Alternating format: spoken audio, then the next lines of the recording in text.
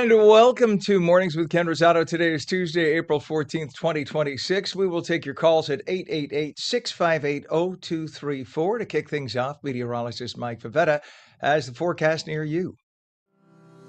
This weather is brought to you by Audio Nova, your hearing experts, serving all of New Jersey with 13 locations.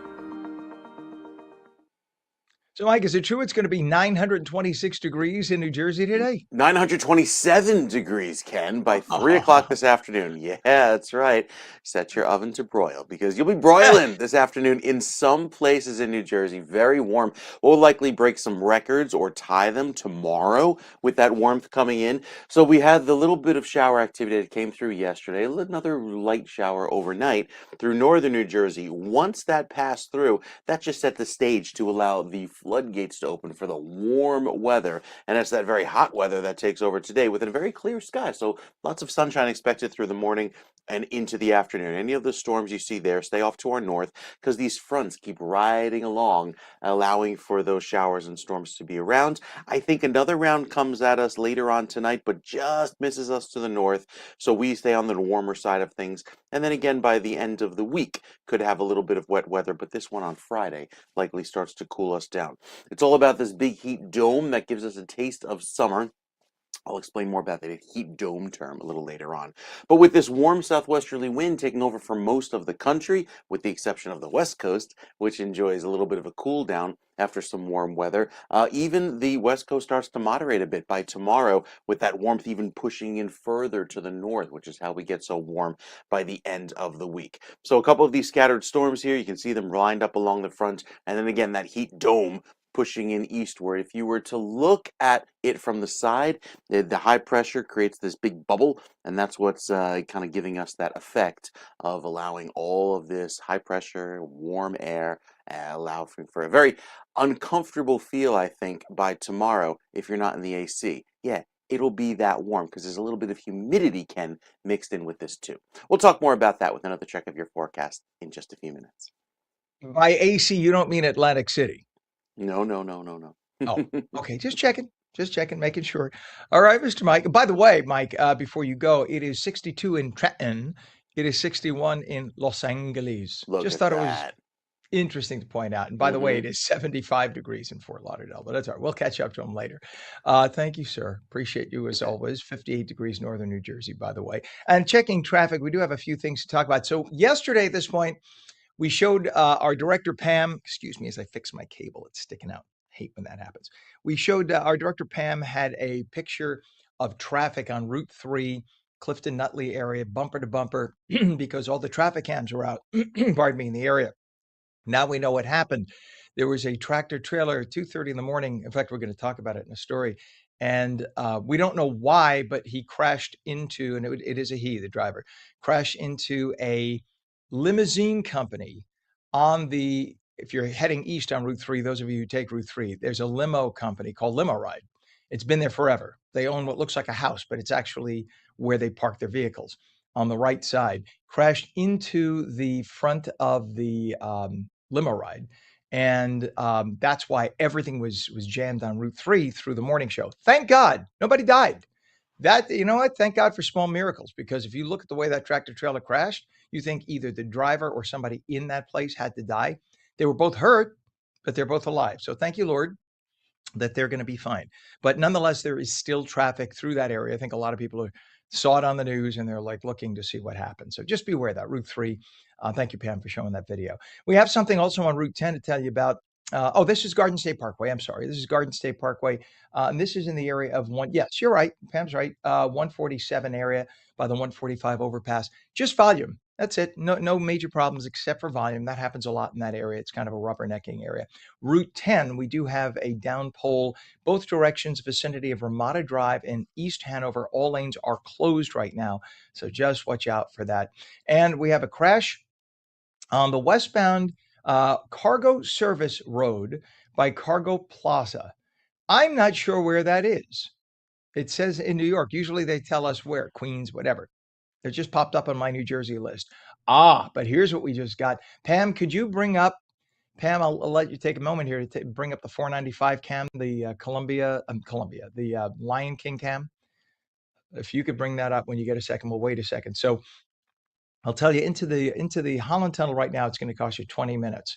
This is taking you into the Lincoln Tunnel. Now, the reason we needed, thank you, Pam, for that. The reason we want to show you that. See the eastbound sun, the eastern sun, the sunrise, that is glare in people's eyes. Guess what just happened? We have a crash right at the Lincoln Tunnel south, the eastbound New Jersey side. So when you just come through that, you're going to hit the helix, which takes you to the Lincoln Tunnel. That in the next report will be stopped. All right, so you can see it heavy now. This just popped up, crash in the Lincoln Tunnel. We'll let you know what happens next time out. GWB upper and lower levels already pretty heavy for this early hour at 5 minutes after the hour. We'll let you see that. You'll see the upper levels on the right, lower on the left. Going to cost you 35 minutes already into Manhattan. 6 minutes past the hour, the U.S. announced a blockade of Iranian ports in the Strait of Hormuz yesterday in response to Iran charging $20 million toll. Sorry, $2 million tolls, not 20. To any ship not friendly to the Islamic country. The move follows unsuccessful nuclear negotiations between the U.S. and Iran. Oil prices rose slightly on word of the action from $96 to $99 a barrel. Not a big deal. If there was panic, you would have seen it go up $20 a barrel.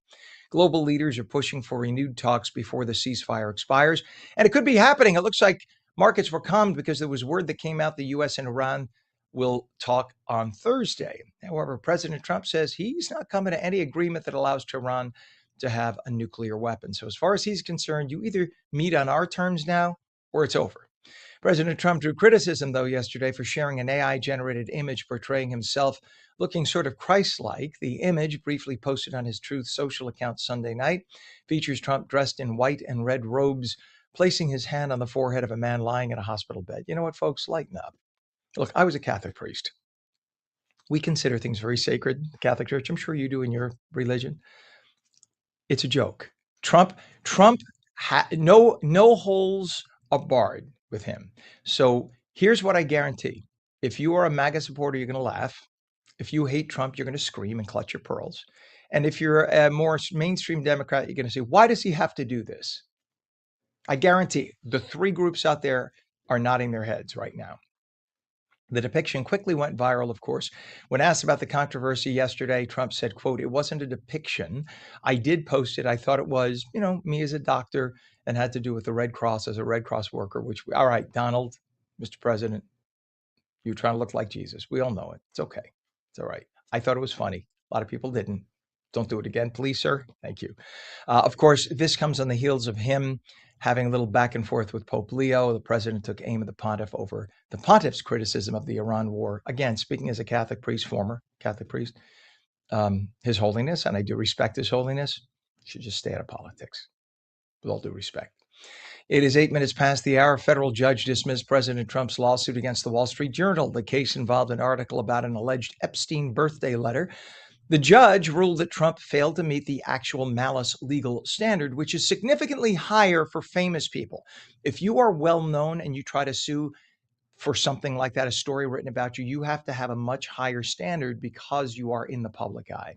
The court noted the paper included Trump's denial in its reporting, ostensibly balancing the story. Had they not gotten Trump's side of the story in their story, then he may have had a case. The president said that he plans on refiling the lawsuit. They'll just tweak some of the words.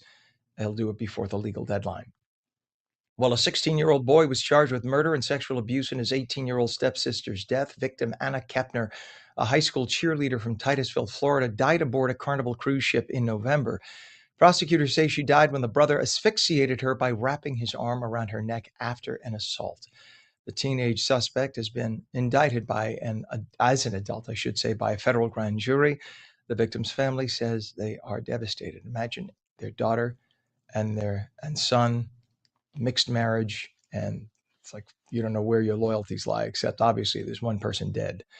It is 9 minutes past, and two people were arrested after a shooting near an OpenAI CEO, Sam Altman's San Francisco home. We say "and" because he owns several. Police say a gun was fired from a passing car. Officers found 3 guns during their investigation. The incident appears unrelated to a previous firebomb attempt at the home. The suspects were charged with negligently discharging a firearm. LA's Democrat mayor and California's Democrat governor promised a record fast reconstruction after wildfires destroyed more than 10,000 structures. President Trump urged Mayor Karen Bass to streamline the construction permitting process so builders can get houses back up and lived in. So, where are we today? Well, in 15 months, after 16,000 structures were destroyed by wildfires that many are blaming on the Democrat administration in California, a full 34 structures have been rebuilt. No, not 3,400. You heard me. 34. 16,000 destroyed. And in all those months, a year and a half later, they've only gotten a couple of dozen rebuilt because of all the red tape at City Hall. Residents complain the city has done nothing to streamline the permitting process. It could take months to get a note back that there was an error in your application. So the way it works, you don't just fill out an application for one construction permit to rebuild a house. You literally have to file that. Then, okay, the electricity in the bedroom, you need to file. The electricity in the kitchen, you need to file. The roof needs to be checked, you need to file. So there's like one house could have 50 construction permit applications at thousands of dollars a piece, and it could take months. If you make one error, it'll take months for you to get back a note. Oh, you made an error here, now start again. That's why everybody is up in arms in California. That's why the Republicans are screaming to the Democrats who run everything there. Guys, get with the program. We're talking about people's lives. At this rate, by the way, it would take literally, this is not an exaggeration, over 400 years to rebuild everything the wildfires destroyed. A local lawmaker says the Liberal mayor only knows how to complicate matters. 31 people were killed in the fires, which many residents complain were the result of land and government mismanagement. This could be fixed in a day. Sign of a pen. Just fix it. Let people rebuild their homes. They're done. Well, there's a serious bacterial infection that may be making a comeback as more parents are preventing their children from receiving a vaccine to prevent it. The infection is called HIB, as in boy. It can cause severe, life-threatening infections, especially in kids under 5. It can lead to meningitis, pneumonia, and severe throat swelling. HIB once killed about 1,000 U.S. children every year before the vaccine, but now it looks like parents aren't given that vaccine anymore. A DoorDash delivery driver praised President Trump and the White House, saying his no tax on tips policy helped her family immensely and delivered more than $11,000 in savings ahead of tax day. Driver Sharon Simmons met Trump during a McDonald's delivery to the White House. Yeah, this does not look set up at all. No, it's not staged. Where she thanked him and told him the significant difference. And Simmons, who works as a full-time DoorDash driver since 2021, said tips make up a major portion of her income, and the president gave her a $100 bill as a tip, by the way. And you got to check this cuteness alert out. A Newfoundland dog's family. Newfoundlands are like 140 pounds.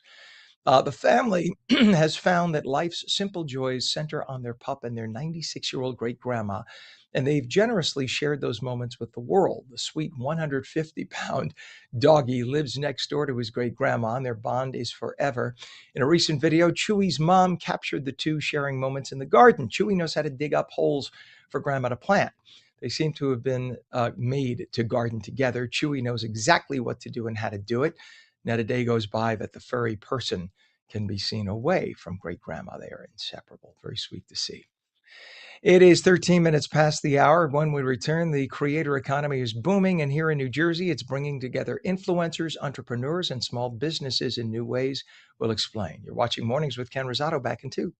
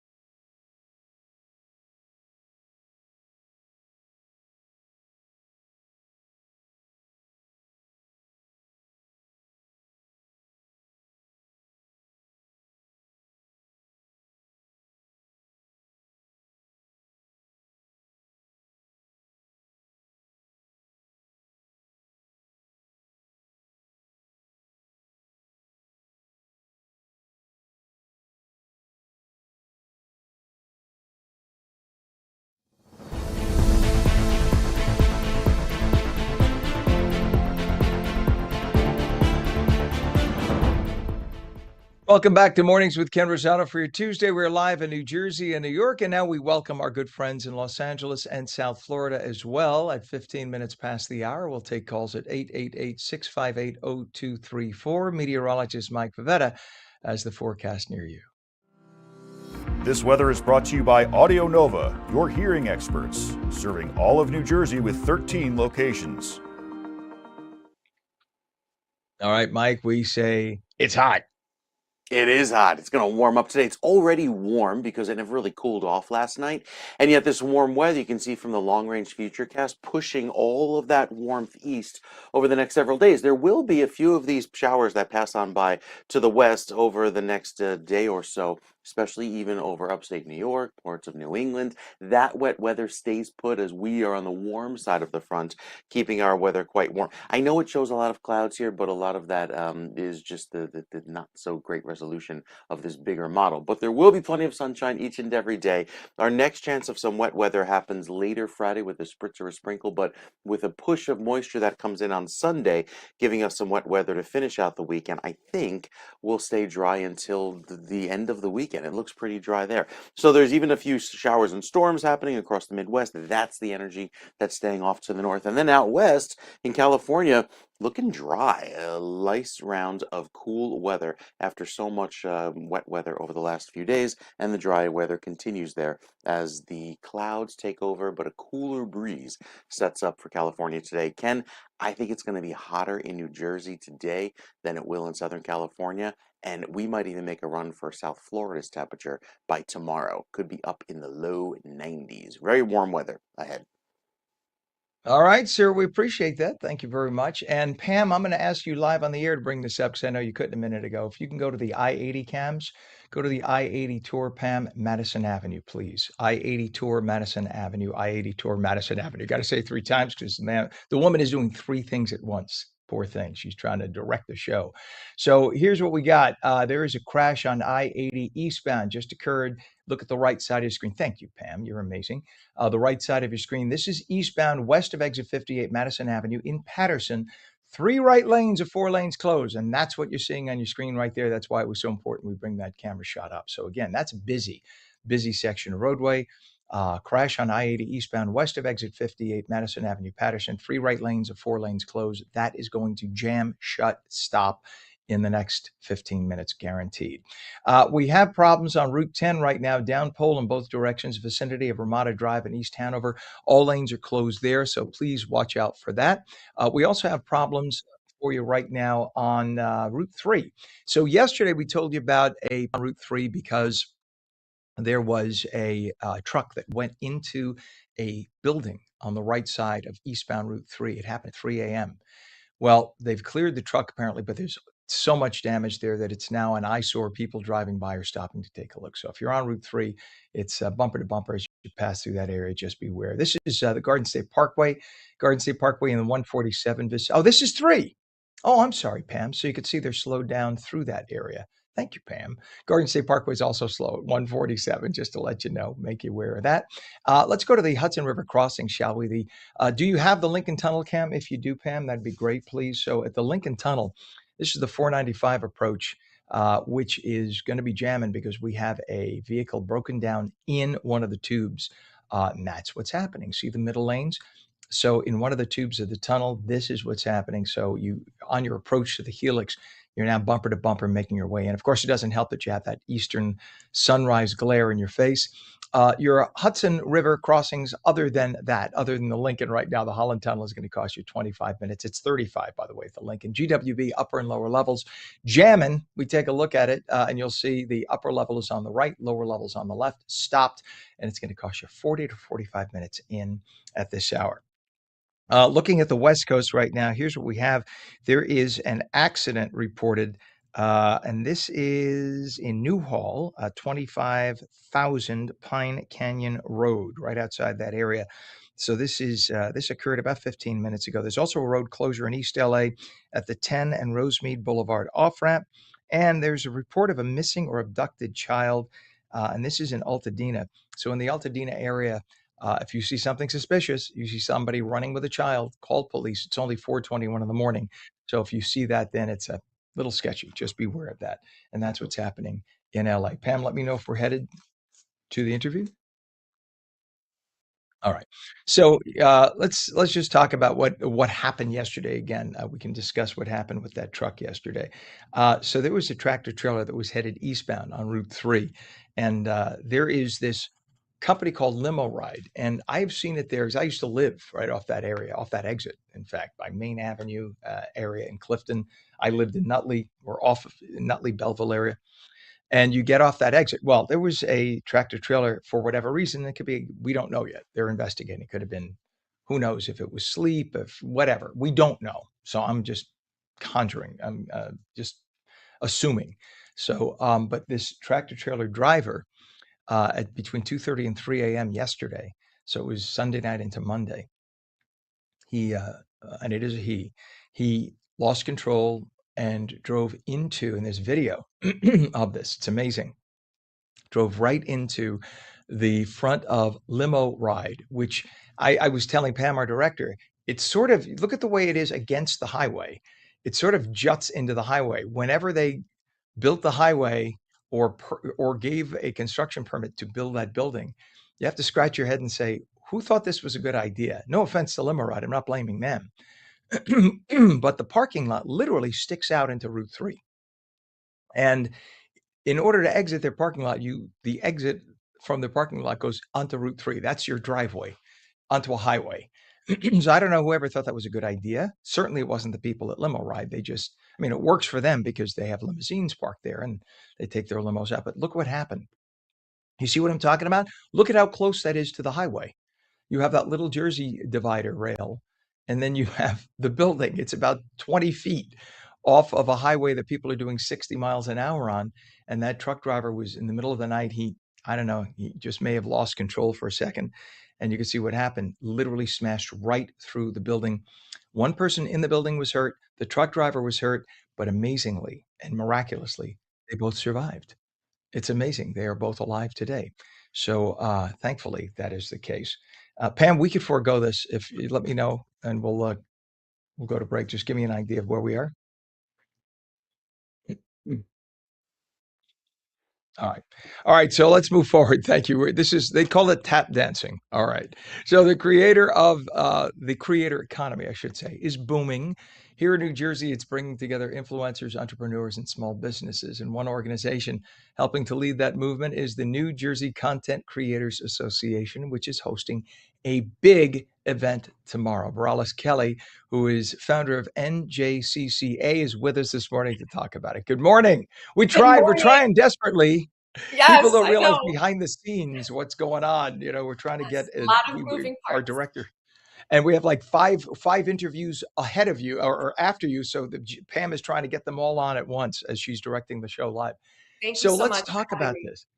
No, it's great to have you on. You are where things are right now. That's why it is so important that we have you on, because everything seems to be focused on social media and Yes, content creation. And it yes, seems there's a fine line between somebody who gets 300 followers and 300,000 followers. And yes. there are certain ways to do it. So you lead New Jersey's, you help lead a group of New Jersey's content creators who do all this. What inspired you to build this community?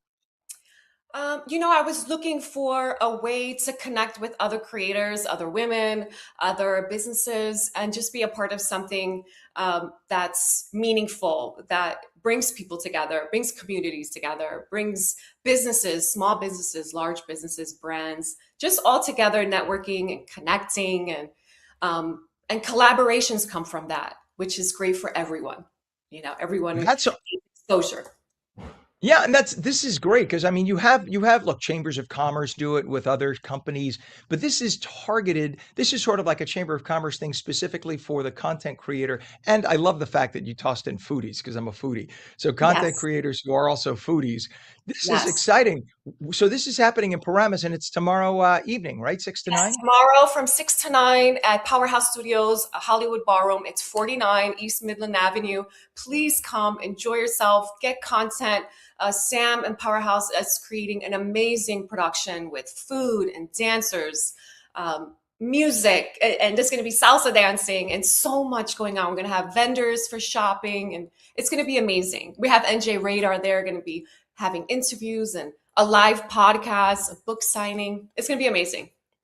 So talk about like what brings a person from doing this just for fun to Mhm. doing this as a side hustle to doing this as a business. And there are those three different levels.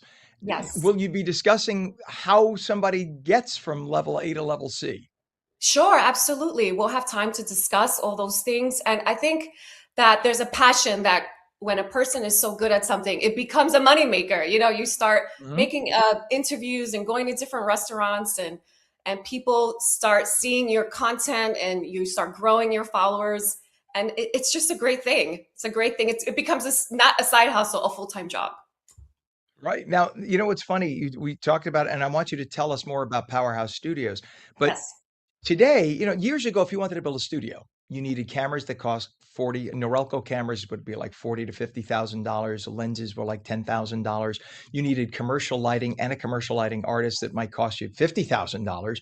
Oh, You sure. needed a big studio space. You needed on and on and on. I worked at Channel 7. I remember when they would talk about building an extra studio. Oh, that's $300,000. Ah, Today, for about no. $3,000, you could build something that's unbelievable. I am Yes. sitting in one right now Yes. with a Yes. giant screen behind me, and I broadcast on several different channels, and no one Yes. knows the difference. So It's it's amazing. amazing how far it's come. Talk about Powerhouse Studios specifically. Oh, Powerhouse is amazing. They have uh, bar mitzvah. Well, first of all, we're going to have Lamborghini of Paramus in there. We're going to have a beautiful Lamborghini inside the space. So it's a huge venue, and he's well known for bar mitzvahs and for weddings and corporate parties. And he brings in dancers and the robots with the smoke. It's really amazing. He has disco balls and tons of TVs, a beautiful bar area, and then he has a game room. So it's really a beautiful space for all types of events. And I think it's perfect for this event. We're going to have over 400 people there. And it's going to be a lot of moving and dance. It's going to be over 400 people there. It's going to be amazing. Yeah. I mean, Morales, what, a week or two ago, you were saying on your post you just broke 100 people. So you now have Just 400? But it's it stunning. tells you what the demand is. It tells It you really what the does. demand is. Yes, it That's really does. huge. And Yeah, by the we're very way, all the cool kids today call it a Lambo, just saying. I Oh, I'm mean, so sorry. I'm so sorry. excuse me. My friend's kid is 20 years old, and he was like, "Yeah, my buddy's just got a Lambo." And I was like, "What the hell is a Lambo?" I mean, Yeah, whatever. yeah. I I drive a have to Kia. share. I'm good with that. Yeah. Thank you It's so much awesome. for this. No, Morales, you're awesome, and we need to have you on more often, seriously, on a Of regular course. basis to talk about this. Sure. Tell everybody a Absolutely. website for more information and if there are still Thank you. tickets available. Yes, there is still tickets available. Go on to my Instagram page, which is NJCCA underscore, and my link is in the bio for Eventbrite. It's free to come, guys. Please come. All you have to do is get some content and post Powerhouse Studios and tag us. That's it. You're gonna enjoy yourself. The food will be amazing. There's gonna be so many people there to meet and grow your followers. You know, grow I'm your coming for own. salsa. I want the Oh, I'm salsa going and the for robots. Please You come. are awesome. Thank And you. and Thank next time we won't have technical problems. We got to have you on longer because, and I'm serious. Let's set it up like the you. Sure. minute we get off. Let's do Yes, like a sir. post. Well, they call it a post-mortem on how Yes. everything went because you want the. I think the next event after this is going to be 1,000. I'm not kidding. I just sense Thank that. you. That's Thank where you it's so much going. for that. Thank Yes, you. you bet. So let's tell everyone before you go, you can get your tickets again at Eventbrite. Check out the Eventbrite? Powerhouse Studios Content Creators event for content creators, media, foodies, Yes. other businesses, and a lot of fun. Gathering A lot tomorrow of night, fun. 6 to 9 p.m. Hollywood Ballroom in Paramus. Borales Kelly, Paramus. founder of NJCCA. Thank you Thank for coming you. on. Thank you, You guys. bet. Thank you. See you tomorrow. Bye. You bet. And we're coming back in 2 minutes. Don't go away.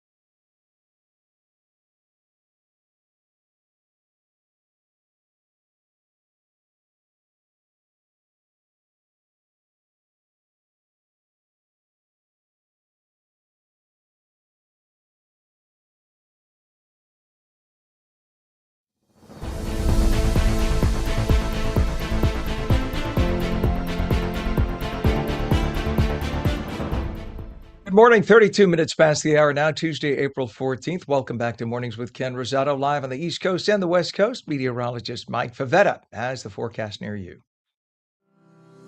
This weather is brought to you by Audio Nova, your hearing experts, serving all of New Jersey with 13 locations. All right, Mikey Mike. So we're talking a lot of warmth for the Northeast, and it's not just one day, is it? No, and that's it. 7:30 in the morning, had to switch on the AC. It is already that warm. It's that, heat that's coming in from the sun, mixing with the muggy air that's already outside. It feels lovely for an April morning. Even had a few showers last night that rolled through northern New Jersey. Now a few scattered showers off to the west, which will likely die out by the time they reach us. But nevertheless, it's going to be a warm feel to the day and have that kind of extra humidity that you're kind of used to in the middle of June. Speaking of the warmth, quite a bit of pollen as well, with the tree pollen at a very high level. You've been feeling that if you suffer from tree allergies. Weeds, grasses, and molds a little later on in the season, although I think weeds and grasses are the next allergens to be the big irritant going into the end of April. So here are the fronts lined up off to our north, and that's typically where the rain will stay, and you can kind of see it there in the future cast right through Thursday. We are dry along the East Coast and warm. Then we get our first front that comes through Friday night, dry, doesn't give us much in the way of rainfall. But then by Saturday night into Sunday, next front moves in from the west, and that's what will deliver a little bit of a cool down as well as some rain by the end of the weekend. But until then, it's all about this warm surge. If you're planning to go down to Florida this week, hot weather there, but out west, it actually stays a little bit cooler with that dip in the jet stream out west, allowing for that cool weather to dive all the way down south into Northern California, really as far south as San Francisco. So some pretty chilly weather over there in the Pacific Northwest. As far as the dry weather is concerned, minimal chances of rain over the next few days. It stays quite dry with all of this weather over across the Midwest, and these could actually be some storms each and every day. This is severe weather season in Tornado Alley, so you might hear on the news, national news, a little bit of the activity that occurs there over the next several days. Out west, it's relatively dry. You can see here not much more than a few clouds with each morning's marine layer, and then it clears out by the afternoon. But overall, we're looking pretty good across Southern California with that dry weather remaining, just a cooler feel. We've got another check of your forecast coming up, let you know how long this warmth persists, because I think it has an expiration date. It can't stay feeling like summer for too long in April. We've got those details coming up, Ken. Yes, it Yeah, I can. know. Yes, it can. Mike Favetta, you talked about cool stuff. Just having you on the screen is cool stuff. We appreciate you all the time, Mr. Favetta. Thank you, sir. 60 degrees right now, northern New Jersey, 59 in Trenton. It is 52 in Los Angeles. So it is warmer in New Jersey than Los Angeles. I love that. I love when that happens. Yay. Okay. Of course, it'll warm up in the next few hours. It's not sunrise yet in Los Angeles, 3 hours earlier. I'll check out the traffic right now. We have a problem on I-80. We have a crash with injuries, I-80 eastbound west of exit 56, Madison Avenue, Patterson. 3 right lanes of the 4 lanes closed. You can see them off to the right. You can see what that's causing on the highway. Issues on Route 10, down pole in both directions, vicinity of Ramada Drive, East Hanover. All lanes are now closed. Route 3, there's still that crash with property damage eastbound by Passaic Avenue, Clifton, where the truck went into the building yesterday. The right lane of 3 lanes and the ramp lane remain closed today. Let's go over to the Garden State Parkway, shall we? And we have a crash on the GSP northbound, and that is north of exit 138, Route 509, Union Township. All lanes open. But you can see because of the crash what it's doing. It's causing bumper-to-bumper traffic as a result. Hudson River crossings are an absolute mess. 495 approach to the Helix right now for the Lincoln Tunnel is jamming because there is an earlier stalled vehicle in the center tube, and that is causing residual delays. So Lincoln Tunnel is still going to cost you 35 to 40 minutes in. The Holland Tunnel is about 30 minutes in right now. And the GWB upper and lower levels, upper level on the right, lower on the left, 40 minutes into Manhattan. It is 737 East Coast, 437 West. Prostate cancer. Oh, excuse me. Forgot, folks. Speaking of West Coast. Sorry, Pam. Traffic collision to report now. South LA. This is on the 405 at Palo Verde Avenue on-ramp. Traffic collision also in South LA on the 405 at the 605. We have defective traffic signals now in LA at Newhall Ave and Railroad Ave, and a hit and run with no injuries. Santa Fe Springs on the 605 at Saragosa Street on-ramp. There. Now, Prostate cancer, one of the most common cancers affecting men. And here in New Jersey, the numbers are especially concerning. The state consistently falls in the top 5 of all states in terms of prostate cancer diagnoses nationwide. We're not a big state. There are thousands of new cases diagnosed each year, and now advocates are pushing for new legislation to make screening more accessible. Shaquila Carpenter and Quinton Law are from the American Cancer Society, and they are from, I'm sorry, the American Cancer Society Action Network, and they are with us this morning. We say good morning, both of you. Good to have you on. Thank you for having us. Thanks for having us, Kelly. Thank you. And this is a very serious thing. I think everybody in every family has somebody who has had an enlarged prostate or prostate cancer. This is something that every man needs to be on top of. And I think that women are more on top of breast cancer than men are on top of prostate cancer. Why is prostate cancer, let's start with Shaquila, so prevalent in New Jersey? Well, in terms of prostate cancer in the state of New Jersey, there's very few screenings that go on. There's a cost barrier that prohibits men from accessing the care that they need, preventative care, that is. And so and you think in this era that wouldn't be the case. It's for guys, I've had friends who say, I don't want to have that exam. Grow up. It saves your life. And the earlier you detect prostate cancer, the more it could be, it's not always rushed to treatment, right? Because it tends to be slower growing cancer, especially if you're older. But nonetheless, your doctor needs to know so that you and your doctor could map a strategy. Quentin, what are some of the biggest barriers? Is it just that, or is it that people are kind of squeamish about what is really a 10-second exam? Yeah, so we're looking at legislation in New Jersey right now that expands access to what is called a PSA test. This is a simple blood test, and that is less invasive than the typical prostate exam. And that gives a patient the information they need that might let them know that their levels are elevated and they could have signs of prostate cancer. And here in New Jersey, what we know is that the estimate is for 11,480 new cases and 780 deaths. We are too high on this list of prostate cancer incidents in the country, and we need to do something. And there's a lot of conversation about how can we make healthcare cheaper. The ACS CAN believes that we can make healthcare cheaper by investing in early detection and screening, because prostate cancer is asymptomatic before it's metastatic. And if we can screen earlier, we can treat patients at a lower cost. And famously, right now, we know that President Biden, God help him, and we pray for him. He's suffering from prostate cancer and getting treatment right now. And the treatment for prostate cancer is not always treatment for prostate cancer, right? If you're in your 80s, sometimes the doctor will say, you know what, the treatment is really worse than just because when you're in your 80s, cancer tends to, and I'm not a doctor, but this is what my doctor has told me, the cancer tends to grow at a more slow pace. Younger, not the case. But either way, you want to know that you have it so you can map out a strategy. Shaquila, we hear that early detection saves lives. This is what we're talking about. So now a blood test for PSA is as simple as that, right? It's just a prick of the blood. It's a prick of the finger, rather, or a quick arm blood test. And you can find out relatively quickly what your PSA level is. And as long as it's relatively low, you have nothing to worry about.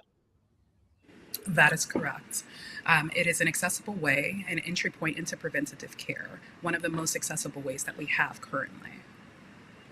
So so now the other method, if you will, on testing men, the traditional method has been the digital test. And I used to work at Channel 7 for 20 years. I did the morning show there, and our evening anchor, Bill Ritter, to make the point that it is not a big deal. He used to get a digital test on camera. You would see him from here up.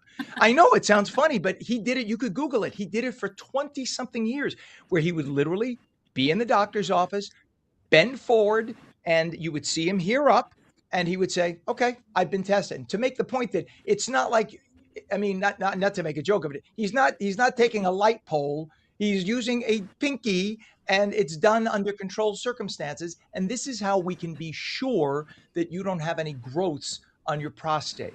It takes a second. It doesn't hurt. Is it awkward? Yeah, any doctor's checkup is awkward, but it can save your life.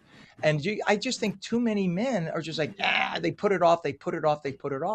But this is something that we need to convince more men. You need to get on top of this. Absolutely, absolutely, and a lot of it starts with just reducing the stigma, talking more about the awareness, and a lot of people don't realize that there's access to these tests. And one thing that we want to do is remove the barrier that is cost sharing to these PSA exams. And if we can remove that cost sharing barrier, we know that more men are likely to go get tested and then communicate with their doctor. And Ken, you hit the nail on the head. Oh, I just lost the light here, so forgive me. But you hit the nail on the head where these are conversations that people have with their doctor. And if we can leave it up to the patient to determine what the best treatment plan is, we can give people as many tools as they can to get on the right path to precision treatment and specialized treatment, which ultimately leads to better outcomes. Yeah, and they have so many different treatment options today. I remember as a kid, my grandfather had prostate cancer in his 80s, though. But back then, they used to treat you by removing the testicles because prostate cancer feeds off of testosterone. That's still one of the many options. I don't want to freak anybody. I'm like, that was what they did 40 years ago. They have 100 different options today. But again, speak with your doctor, but most importantly, get a PSA test. And many other states already offer it. It's included now. So we got to get New Jersey legislation passing this so that everybody gets a PSA test. It takes a second and you could just relax knowing that you don't have a thing to worry about. That's the best way to do it. What's a website, Quentin? Do you have the website or Shaquila for more information, please? Yes, it's fightcancer.org. Fightcancer.org. Shaquila Carpenter, Quentin Law, American Cancer Society Cancer Action Network. Thank you both for what you're doing. And let's get that legislation out there so we get the PSA test, save lives. The earlier you find out, the earlier you can map a strategy. We appreciate you both for what you do. And thanks for coming on today. Thank you. Thank you. Thank you. 44 minutes past the hour. When we come back, distracted driving continues to be one of the most dangerous and preventable risks on the road today. We're going to talk about it. Back in 2 minutes.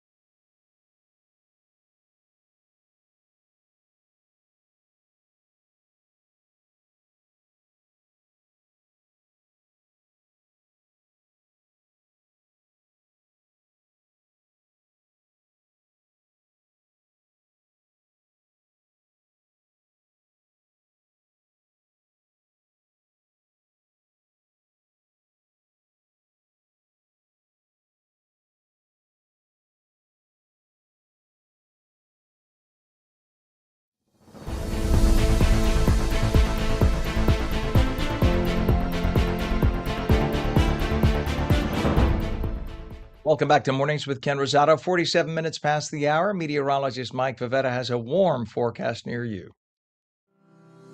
This weather is brought to you by Audio Nova, your hearing experts, serving all of New Jersey with 13 locations. All right, Mike. So after a nasty, bitter winter, it's nice to see that we've Yeah. had zero spring and we're headed right into summer. It's so fast, We go from mud in the backyard to the grass now filling in every nook and cranny just because of that heat and the sunshine. The landscaper the other day told me, he goes, make sure the grass is watered because it's going to explode this week. And here we go, especially out west where the cool weather allows for that Pacific breeze to cool places down, like San Francisco, right down to LA. There will be some clouds until, say, midweek, and then by Friday timeframe, gets nice and warm with that nice dry weather continuing out west. So not much to speak of out west as we've been seeing the little bit of rain that fell last week now dry up. It's all about the warmth east that takes us into the next few afternoons with that very pleasant feeling like summer and feeling, well, out east even warmer than places out on the west coast. The long range futurecast into the end of the week shows our next chance of rain. Really, it's just a sprinkle for Friday night, and then we get another gorgeous start to the weekend. A little bit cooler by Saturday with that front moving through, but it's Sunday into Monday could have our next shot of a little bit of wet weather, and then we're dry going into next week, but cooler, and it's that seasonal chill that'll take over into the end of the weekend. But until then, enjoy the warmth because today stays warm, going into tomorrow nice and warm. Yes, there are a couple chances of passing thunderstorms like you would typically get in June, but here we are in April with all of this warm weather that will last right through the end of the month. Above average temperatures forecast for at least the next 2 weeks, taking us right through the end of April, and even equal chances of rain, meaning not too wet, not too dry, just about average in terms of rainfall for the rest of the month. We'll take a look at New Jersey's forecast, and we've got the 7-day coming up for you. It is a warm one. That's coming up in a few minutes. All right, looking forward to that, sir. Ooh, thank you, sir. 60 degrees right now, northern New Jersey, 59 in Trenton. It is 52 in Southern California, in Los Angeles, and 52 as well in San Diego. We look at traffic in the area right now. Let's start on the Garden State Parkway. We have a crash, GSP northbound, north of exit 138, which is Route 509 in Union Township.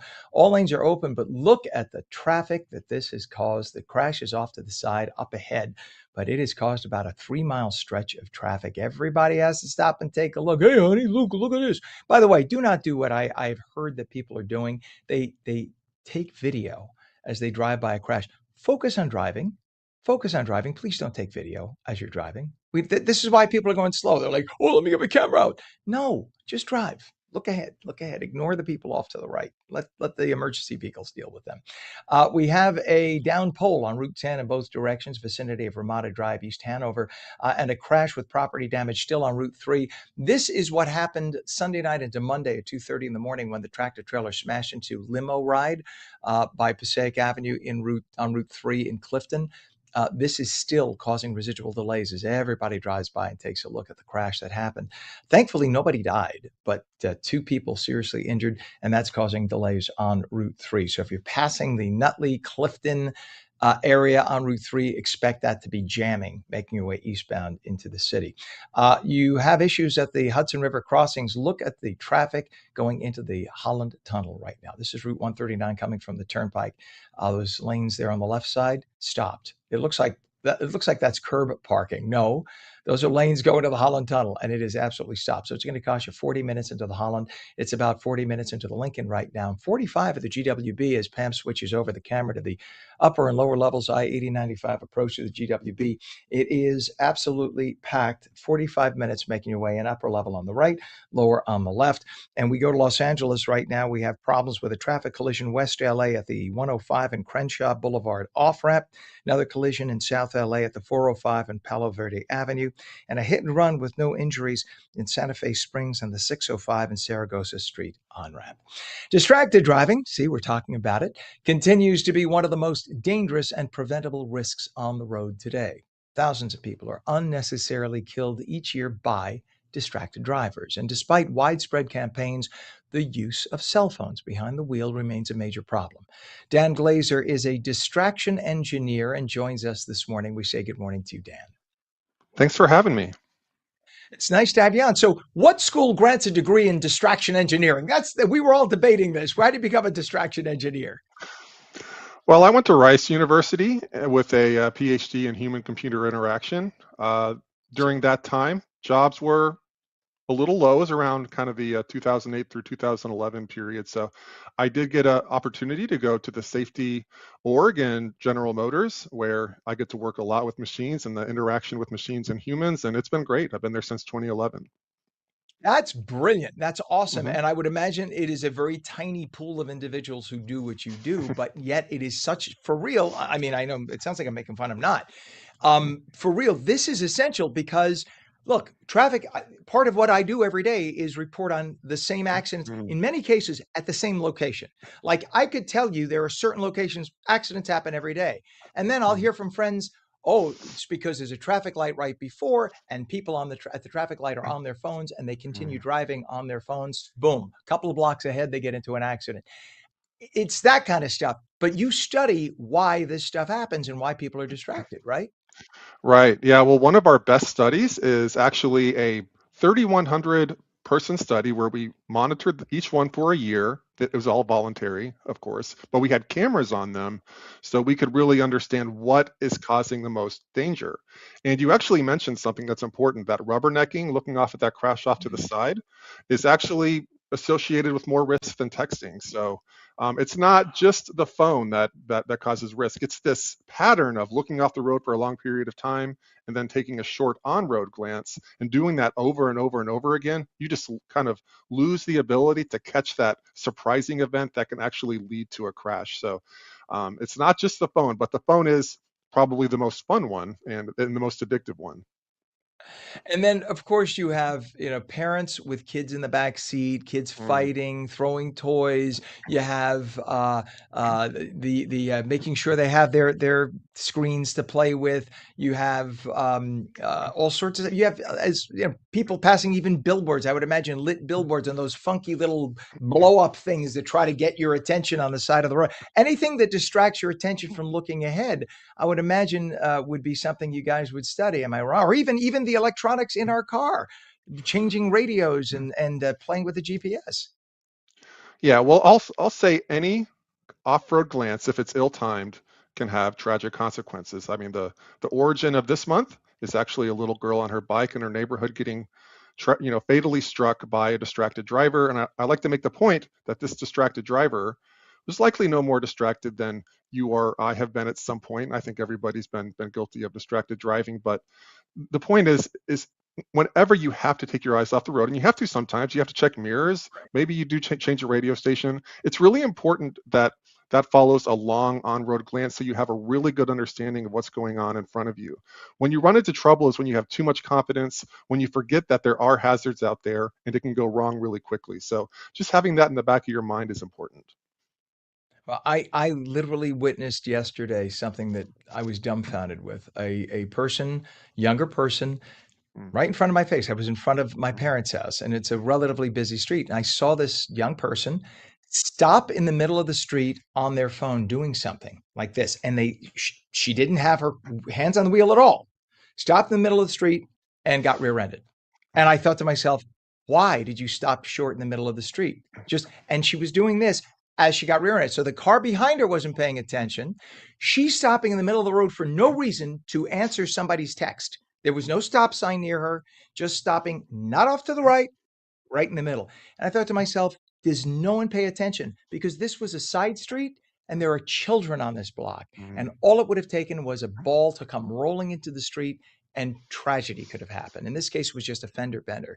But all too many people, I think, never think of the possibility that that one moment could kill somebody, especially a child. Absolutely. I've seen a lot of video of distracted driving events, and one that mimics that is a teenager just riding in her neighborhood, and she looks at the phone, and then luckily she was able to see this child right in front of her and stop. And what was the most scary about it was that she didn't seem to really understand how much her life was just about to change, how lucky she got, how terrible it could have been if it was a second later. So it's just you just have to keep in your mind that it's very serious to drive, and very quickly something can turn into a tragedy. And so it's just take it seriously. You know what? And we're right next door to Manhattan where we are, and I see people doing 30 miles an hour on a bike in a bike lane. The bikes, I'm sorry, but the bicycles in Manhattan do not follow the rules of the road at all. They go right through red lights. You're stepping off from the sidewalk. They don't care. Their attitude is, this is my lane. And I've seen people go flying into other human beings, and then they get mad at the person, the pedestrian. It's like, dude, you have a bike. That's a vehicle. You can't do that. Yet it seems that bicyclists feel like they don't have to follow the rules in many cases. And so do you notice an uptick in accidents involving bicyclists, especially now that you have the motorized bicycles? I can't speak specifically on that, but I can say that, vehicles do come with driver assistance features that actually work. I know they can become annoying. They go off at times when they're not needed, but we do study them, very intensely, and we understand that if you keep RGM features on, that leads to automatic braking and alerts when pedestrians are detected or a crash is predicted, that it leads to around I think a 39% decrease in police reported crashes, and even greater increases in things like backing crashes and so forth. So if you are in a really dense urban area and you have these technologies, they do work, and I suggest you keep them on. Amen. And I don't know how we ever backed up in the past without our backup cameras and sensors. The sensors go off every time I use my vehicle, and I thank God that is now pretty much standard on all the vehicles. And GM, God bless them for being among the pioneers for that. It's so amazing. Give everybody a website, if you will. Do you have a website for people to get more information? Yeah, news.gm.com. You can learn a lot about our safety initiatives and other features. Well, GM has been one of America's premier motor companies forever, and we thank you for being there and doing what you do. Distraction engineer Dan Glazer, please come back again. It was great having you on. We appreciate you coming on this morning. Thanks so much for having me. Thank you, sir. It is 59 minutes past the hour. For those of you watching on LACA on the West Coast, stay tuned for your local news. If you're watching on New Jersey, we're back live with New Jersey news, opinion, traffic, and weather in just a minute. Stay with us. We'll be back.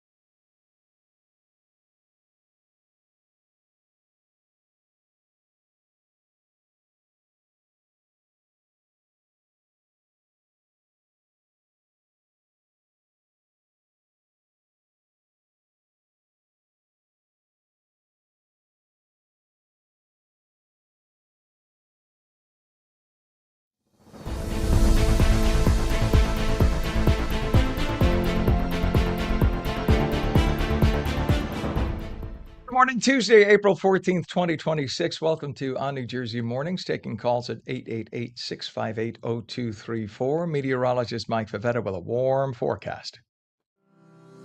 This weather is brought to you by Audio Nova, your hearing experts, serving all of New Jersey with 13 locations.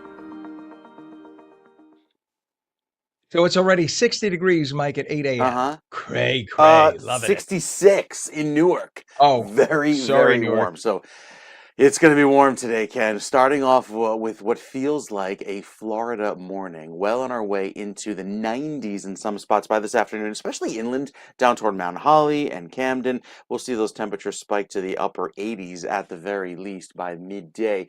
We're already 13 degrees warmer than this time yesterday in Newark, 11 degrees warmer in Morristown, and right now a little bit of a breeze out of the south and west, keeping any of that sea breeze far from New Jersey, because it is the sea breeze this time of year that keeps us a little bit cooler, especially along the coast. Look at these highs today: 86 in Homedale, 87 in Monroe, up toward Randolph, 84 degrees, and right down the shore toward Toms River, 84 degrees for you. Slightly cooler by the coast, but not by much today. In fact, with the futurecast showing all that warm weather pushing our highs into the upper 80s today, there's our 87 in Trenton by 4 o'clock today.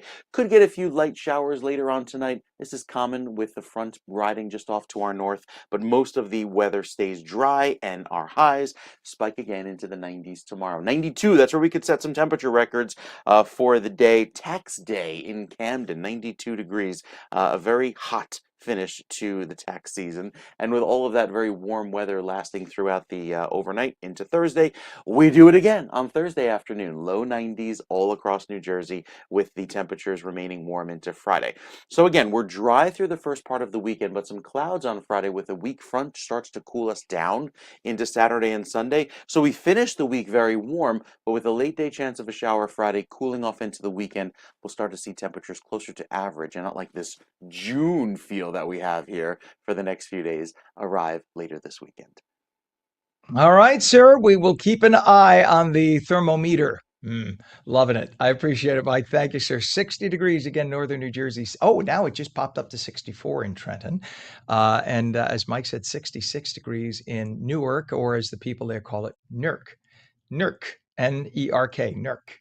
Yes, you pronounce it Nerk. They're like, no, we don't. We say Nerk. Yeah, you say Nerk. Okay, it's 8:04 right now. And in terms of traffic, here's what we have, Nerk. We have an issue on Route 3. We have a crash with property damage that occurred Sunday night into yesterday, and that was that tractor trailer that smashed into that limo ride facility on Route 3. So what you got now is a little bit of a slowdown. Look at them on the upper right there. You can see the slowdown as they go into that area, and that is strictly as they take a glance. No other reason. I believe the exit ramp might be closed. That could be the only reason they're slowing down. Other issues to tell you about Route 10. We have a down pole. Both directions impacted vicinity of Ramada Drive, East Hanover. All lanes there are closed. We have, let's go over to Route 139 from the New Jersey Turnpike, making your way to the Holland Tunnel. It is absolutely jammed. Look at those vehicles off to the left side, that 2 to 3 lanes there on the left side, just basically stopped as those vehicles are trying to make their way to the Holland Tunnel. The ones on the right can make their way into local roads in Jersey City, but the ones on the left are trying to get into the Holland. That's causing that. We have delays also into the Lincoln Tunnel. Both, by the way, Holland and Lincoln are 40 minutes into Manhattan. GWB upper and lower. Oh, there we go. Thank you, Pam. She's quick with the fingers. That was the 495 approach to the Lincoln Tunnel. And now the GWB upper and lower levels, 45 minutes solid, upper level on the right, lower level on the left.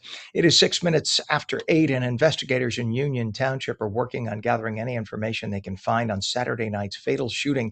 It happened at a local Chick-fil-A. One person died, at least 6 others seriously hurt during the attack. Dashcam video shows a masked gunman running away with a gun after he and some associates reportedly rushed into the restaurant and behind the counter before firing shots. No arrests, and the motive remains unclear, though it appears to be a targeted attack. Tragedy early yesterday morning when a person was killed and another critically hurt at XL Care Rehabilitation Facility. This happened in Egg Harbor Township. The shooting happened during a shift change. A witness reported hearing screams followed by gunshots. Officials say it was an isolated incident involving what they are calling a domestic confrontation. The names of those involved not yet released pending family notification. And as reported on this broadcast this morning and yesterday morning, there was a serious tractor-trailer crash. It happened in Clifton, snarling traffic much of the morning yesterday and causing delays today, too. The truck crashed into a building, the limo ride building on Route 3 in Clifton, before 3 a.m. yesterday. The driver was trapped in the tractor-trailer for about about 30 minutes and remained conscious, though he had to be hospitalized. The crash severely damaged the building, causing structural instability. It was the house-like structure called Limo Ride, as you can see right there. It has been there for years, by the way. It juts up against the highway on Kensington Avenue in Clifton. Another person inside the building had to be rescued. The good news is neither the driver nor anyone in that building was killed. Everybody is very much alive. Everybody has played a friendly game of rock, paper, scissors, but the New Jersey Lottery is raising the stakes for the second year in a row. From the American Dream Mall on New Jersey, Sean Thrunk takes us to the rock, paper, scissors throwdown. Rock, paper, scissors. It's a game we've all played before, but I doubt you've played against New York Giants legend Tiki Barber. And almost certainly you haven't played for $10,000. I think it's just a great way to get people engaged and getting out and having fun with a chance at a $10,000 big check. So it was cool. Presented by the New Jersey Lottery, the second Rock, Paper, Scissors Throwdown was held in the American Dream Mall and kicked off with celebratory matches against Tiki Barber. Yeah, the best thing about the first year is the second year. Last year we had a great reaction. This year we've had to cut it off at 384 participants. Everybody wants the largest prize in the history of rock, paper, scissors. Ronald Reyes was the runner-up at last year's tournament. While he gave his winnings to his wife last year, he intends to distribute the wealth a bit more if he wins this time. If it's the big one, we're gonna take a little flight. My daughter graduates high school this year, so it'll be a nice little family getaway present for the family. Previous challenger and Cliftonite Manuel Sapero also hopes to be taking a vacation this year. Take the wife. We probably go down to Puerto Rico and just have a good time. Lay on the beach and do nothing. And fellow Clifton resident John Schultz seemed to just be in it for the paper. I'm about that paper, so I'm throwing out paper. I'm here to get the paper, you know what I'm saying? I'm here to get this paper. Competitors played best 3 out of 5, and despite such a big prize, the game ultimately still comes down to chance. Honestly, there is no strategy. I'll leave it in God's hands. Wherever I place, I place. So there isn't really a strategy because it's a game of chance. But my strategy is to get into your mind, look you in the eye, and then speed you up. So once you start speeding them up, rock, paper, scissors, rock, paper, scissors, rock, paper, scissors, rock, paper, scissors, then they can't think as fast. And so most people don't want to talk, and I want to talk, and so I distract them with my voice. My strategy is just to let it flow, to not think too much about it, and whatever comes out of my hand comes out of my hand. No strategy other than just whatever I feel. That's it. With a game as random as rock, paper, scissors, the only surefire way to win seems to be to just have fun, even if there's $10,000 on the line. For On New Jersey, I'm Sean Thrunk. Very cool. Very cool. And I think Sean Thrunk enjoyed that. And I would have too. Good job, Sean. It is 8:10 right now. New Yorkers elected a Democrat socialist mayor and now fear a possible 10% property tax hike. Well, New Yorkers should feel glad they don't live in South Hadley, Massachusetts. We'll tell you why here. See, the town has been staunchly Democrat-run for more than 3 decades. They now find themselves deep in debt from excessive spending for years. Many of the people who live there complain that they have maintained a sanctuary city status, and to pay down that debt, the progressive town council is now proposing a 50% property tax hike. 50%. Imagine being on a fixed income as a retiree and finding out that your property taxes are going up 50%. So an average single-family home could see its annual property taxes spike from $5,600 to $7,100. Where are you going to get that money? And that figure could climb to $8,500 over the next 5 years, forcing scores of residents to list their homes for sale. History lovers, listen up. There is a new exhibit that highlights New Jersey's role in the American Revolution called Caught in the Crossfire. It features rare artifacts from the Rutgers University libraries. The exhibit explores divided loyalties between loyalists and patriots. The exhibit will be on display at the Cornelius Lowe House Museum in Piscataway, and that goes on through 2028. Every time I say Piscataway, I think of being 3 years old and saying Piscetti. I don't know. Is it just me? Maybe I need therapy about this. I'm just saying. All right. Pam, have you ever said that as a kid, Piscetti? Pam, our director? No, she's like, this is a you thing, Ken. Okay. Sorry, just checking. It is coming up at 8:13, and we have a temperature of 60 degrees already. Going to be hot today. When we come back, New Jersey Ballet is returning to NJ Pack in Newark, beautiful NJ Pack, with a powerful new program. We're going to tell you all about it. Not warm today, but hot today. A mix of clouds and sun. It'll be breezy and summer like.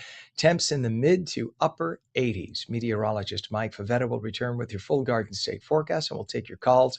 888-658-0234. 888-658-0234. You're watching On New Jersey Mornings. We're back in 2 minutes. Don't go away.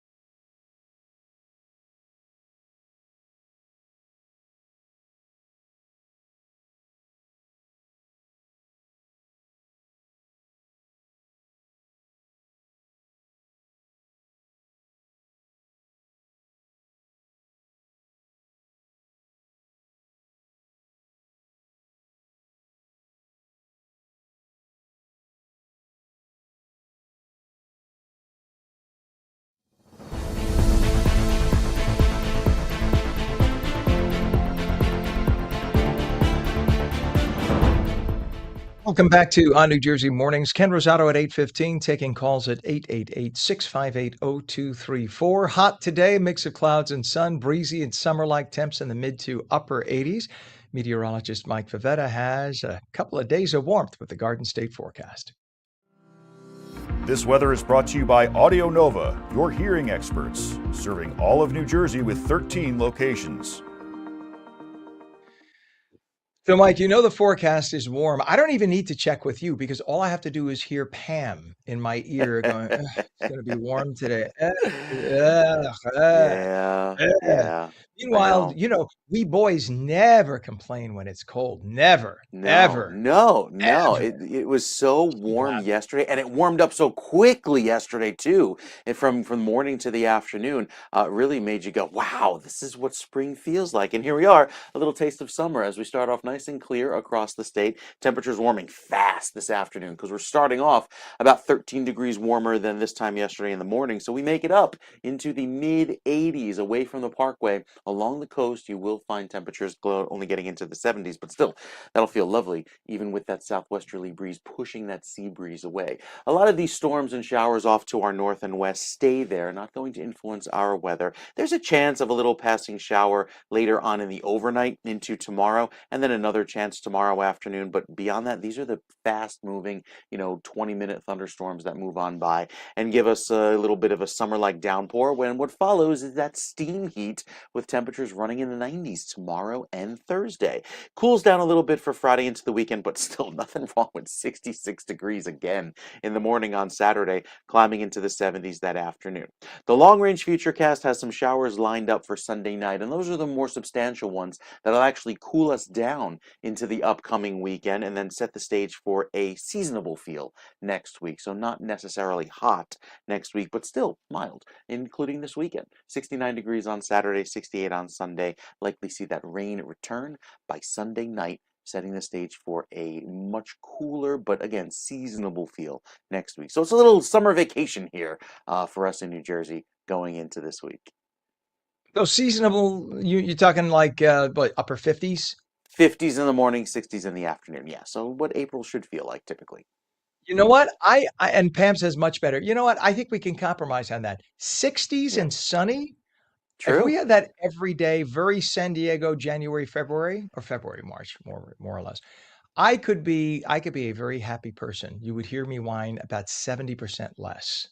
But here's the Except I need crazy part, Ken. If we make it to 93 days in a row, that's an April heat wave. How crazy how is that? often? How often does that happen? When was the last time we had an April heat wave? I'm going to check, but I don't think it's been recently. Yeah. Yeah. I I'll think have the I answer want for to you in say there 12 was minutes. I'm sure you will. I want to say 2020. Let's see if I'm right. Okay. I could All right. remember sitting on the set and hearing Bill Evans at Channel 7, our dear friend Bill, saying, "It's a heat wave. It's a heat wave." That's our friend Bill. Both Mike and I know him very well. All right, buddy. We'll check back in a little bit. You It bet. is 62 degrees northern New Jersey, 64 in Trenton already. It's 61 degrees Cape May and 64 degrees in Vineland at 8:18. In terms of traffic, here's what we have: a crash on the Garden State Parkway to start things off. This is north of exit 160 Paramus Road. In Paramus, Route 208, left lane blocked, and it's causing about 2 miles of delays, as you can see on your screen there. Wow, that is a lot of slow moving traffic. There is a mention that we've been doing on and off for the last few days. People who are on spring break, and spring break is staggered throughout the state, by the way. It depends on university or local school or high school, etc. But all the three major airports, long-term parking, 100%. So if you are driving yourself to one of the airports, especially if you're going into New York to JFK or LaGuardia, make sure you reserve a parking space. You could do satellite parking, but the airport parking is already jammed. So you're going to get there, you're going to miss your flight because you can't find a parking space. Otherwise, just take an Uber or a Lyft or a cab or have a friend drive you so you don't have to deal with it.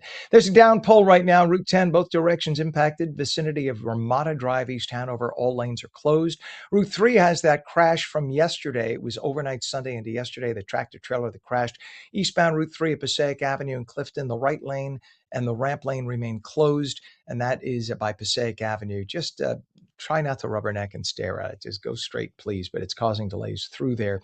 We have problems getting into this is our Hudson River crossings, getting into the Holland Tunnel right now, Route 139, coming from the Turnpike. Look at the traffic. It's just bumper to bumper. That's going to cost you 40 minutes into Manhattan right there. The Lincoln Tunnel approach at the Helix is about 35 minutes, and the GWB upper and lower level. Oh, look at that! How fast Pam is. That was the approach to the Lincoln Tunnel. Not as bad. It's about 35 minutes, 5 minutes better than the Holland. GWB upper and lower level is pretty slow. It's been this way all morning long. Upper level on the right, lower on the left, 45 minutes solid into Manhattan.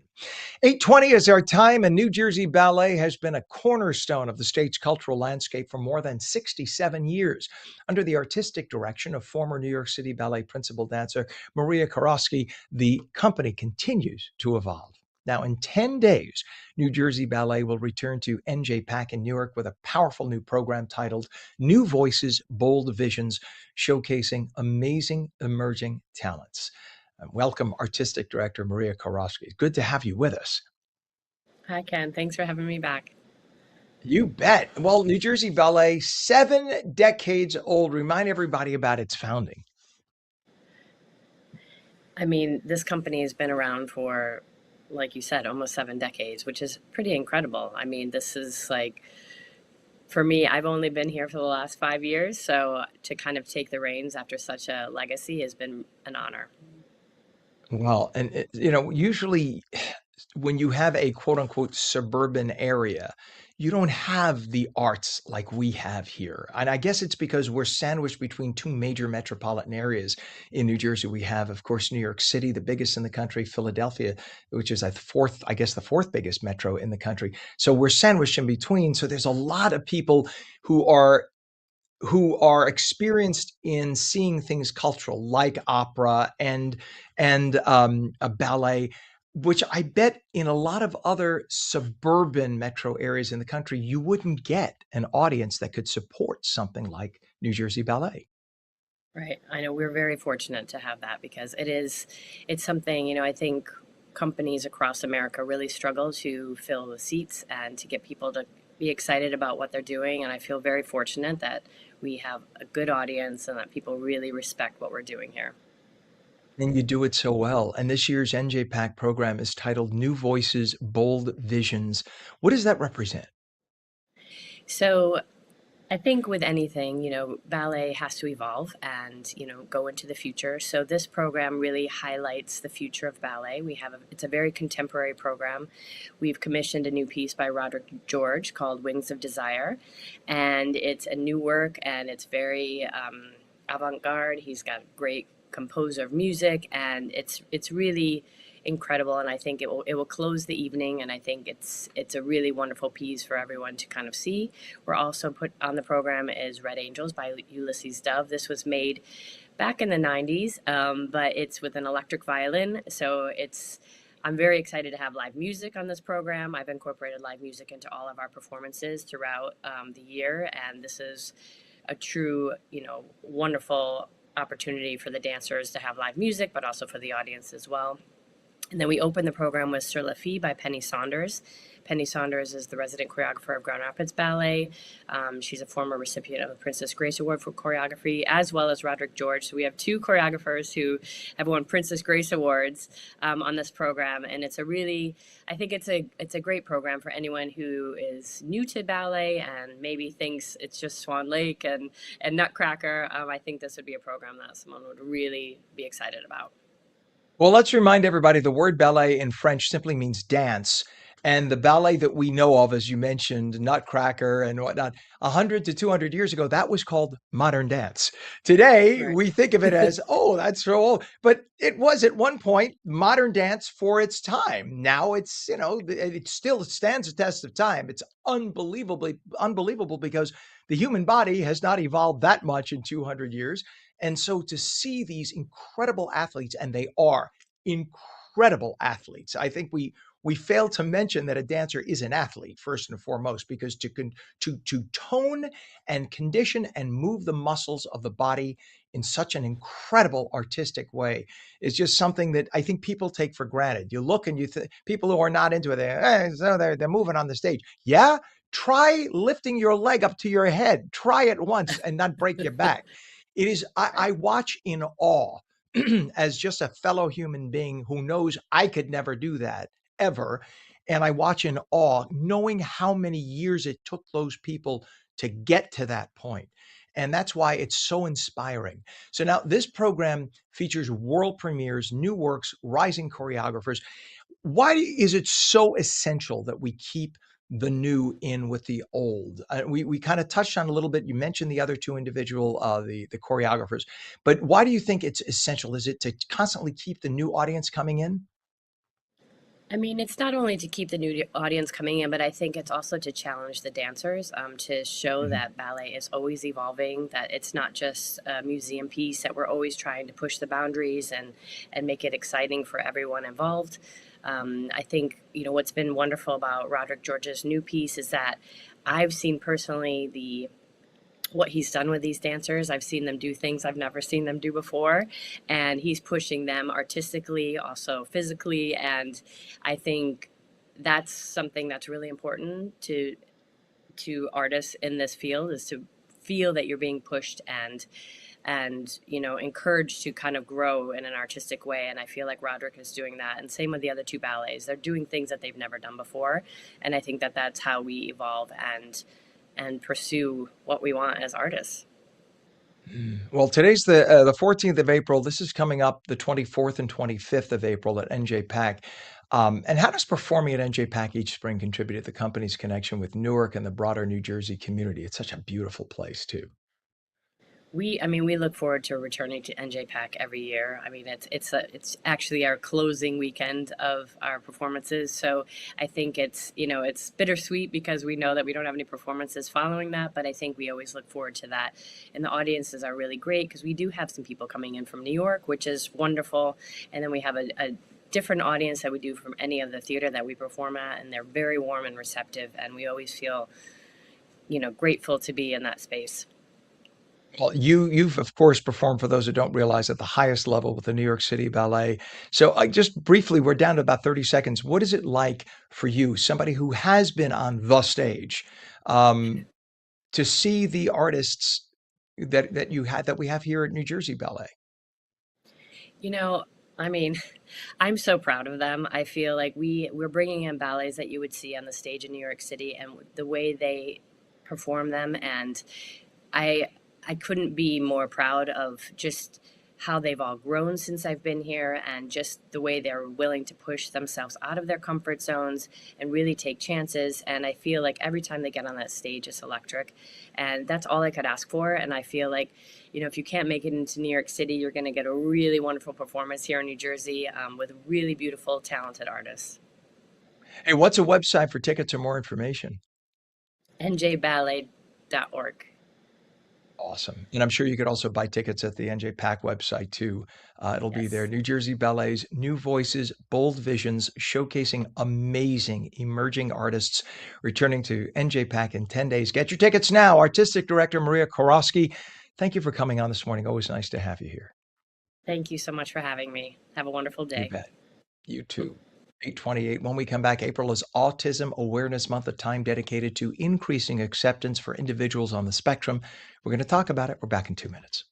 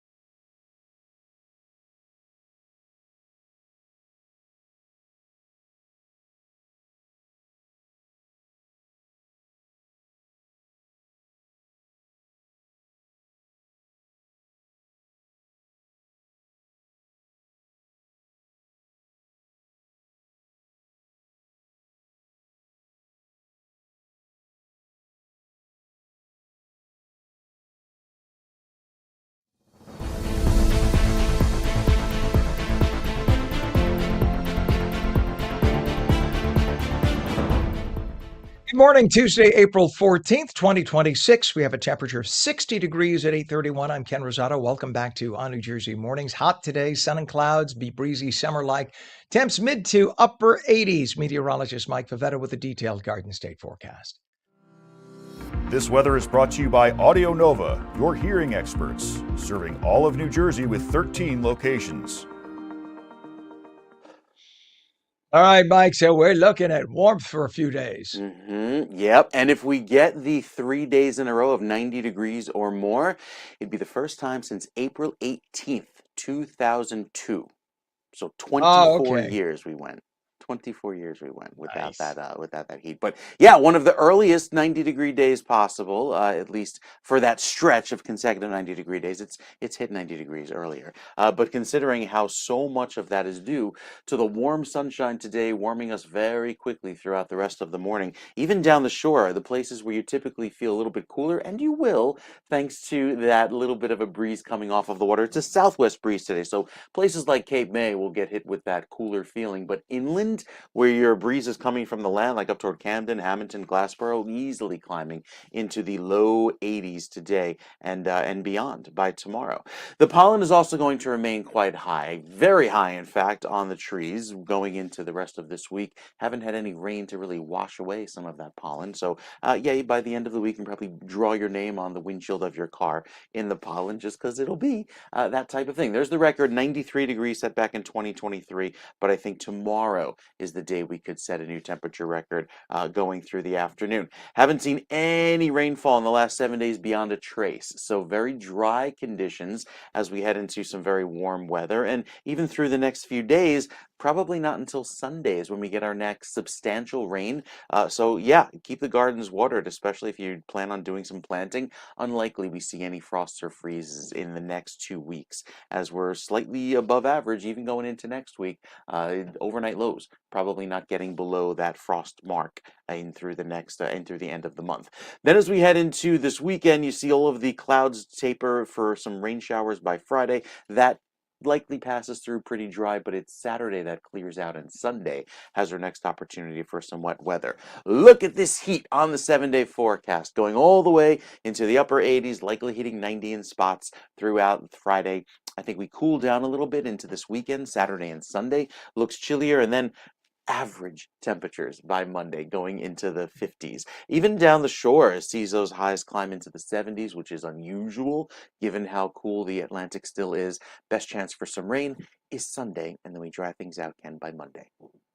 All right, sir. Thank you very much. At 8:33, we have 64 degrees northern New Jersey and in Trenton, 62 degrees at Cape May. A little cooler because of the ocean breeze there, and 65 now in Vineland. We look at traffic and we have a lot of it. Let's start on I-78. There's a vehicle fire eastbound, east of exit 13, Route 173, Union Township, with the right shoulder closed. And look at the traffic delays that is causing.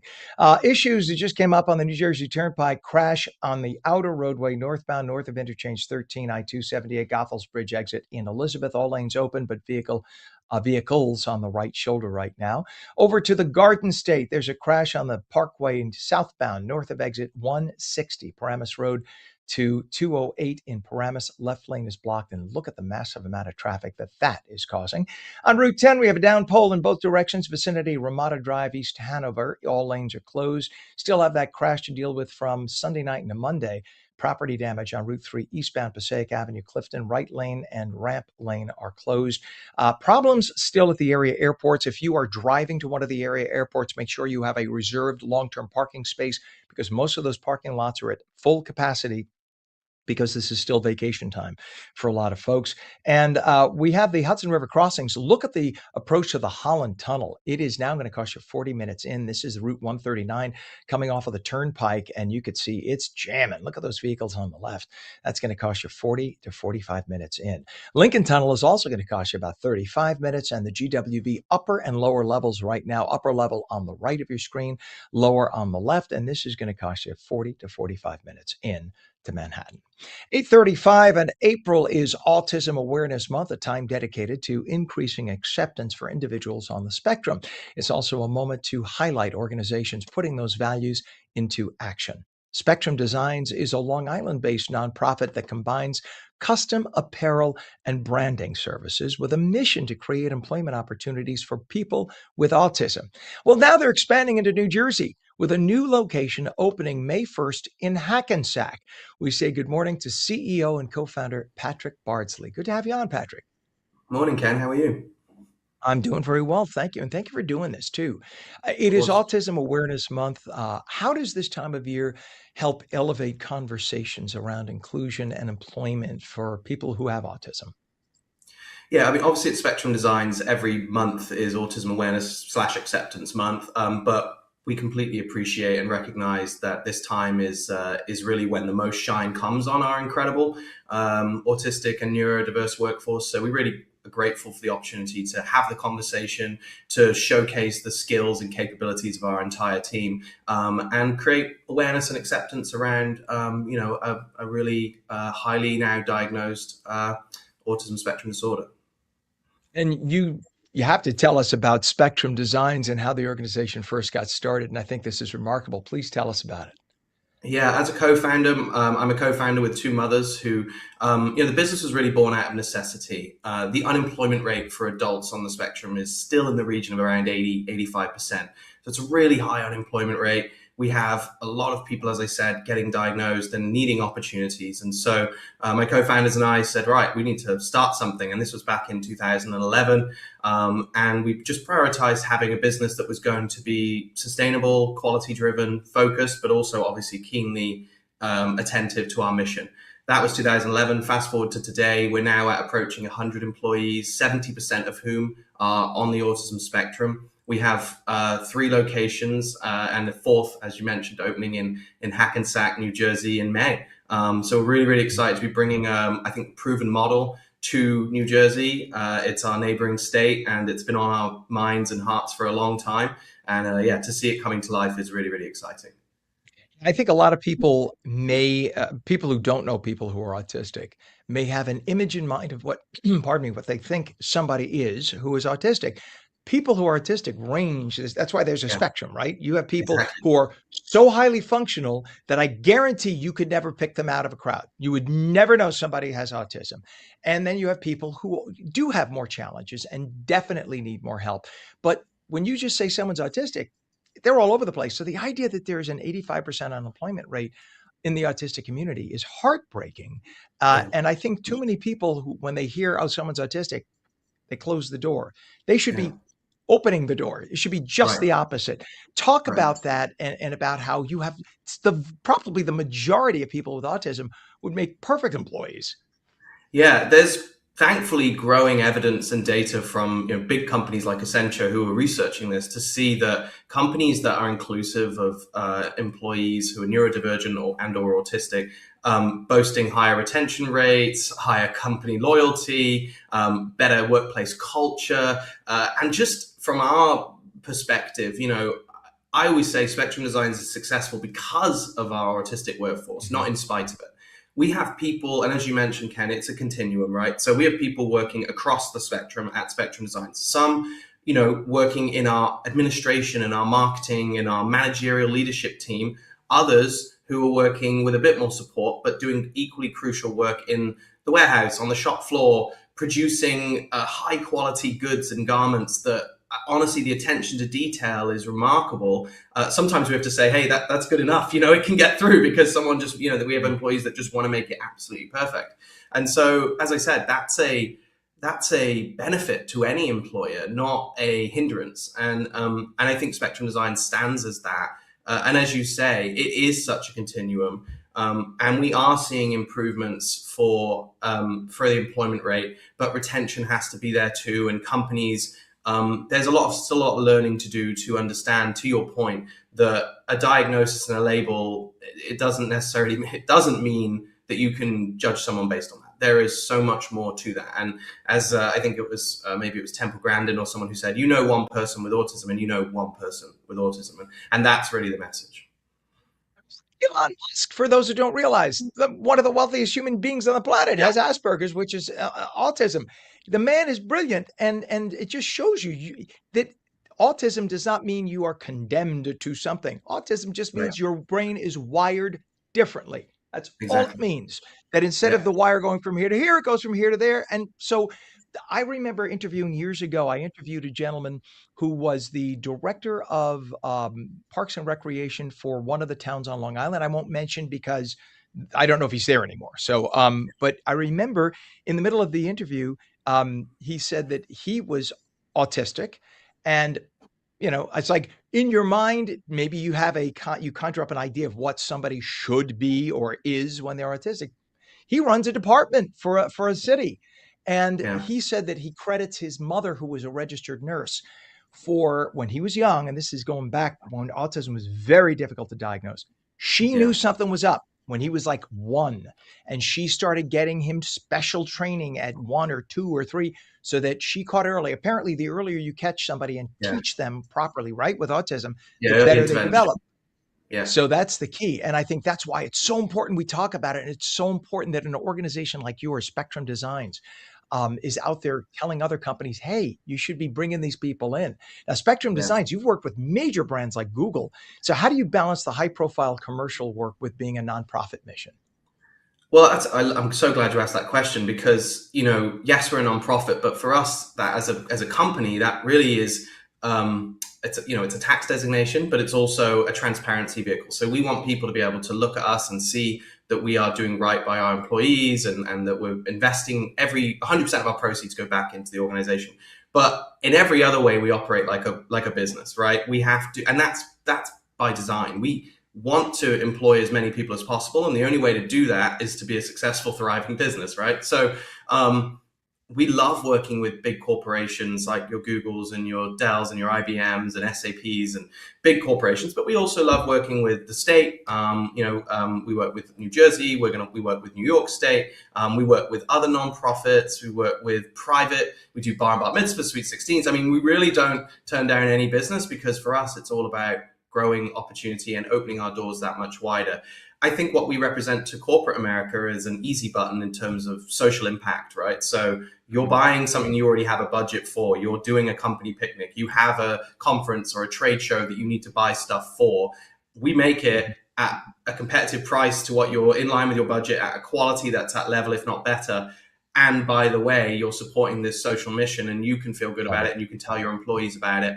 And it represents your company well as too. So I think there's a triple bottom line there, and that's really grown. But I always say you get the first opportunity, maybe because of your mission and your story, but you have to deliver. And so our employees deliver. Our employees deliver again and again and again. And I think that is the biggest representation of their talents. It's that they can do this consistently over and over again, and we're very grateful. I got to cut you up, Patrick. Got to cut you off only because we're up against a hard break. But Spectrum Design's new location is opening Hackensack May 1st. CEO and co-founder Patrick Bardsley. Again, it's called Spectrum Designs. Best of luck with the expansion. Thank you for coming on this morning. Thanks for having me. Thank you. You bet. And we're back in 2 minutes.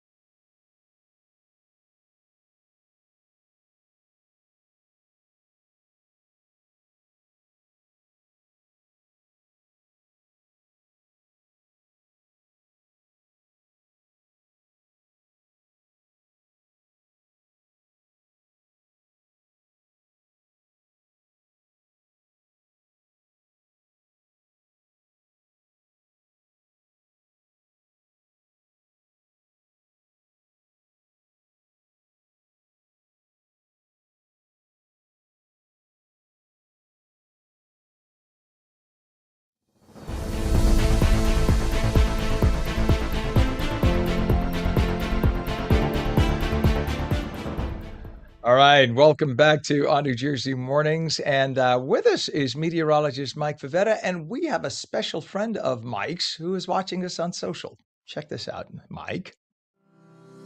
This weather is brought to you by Audio Nova, your hearing experts, serving all of New Jersey with 13 locations.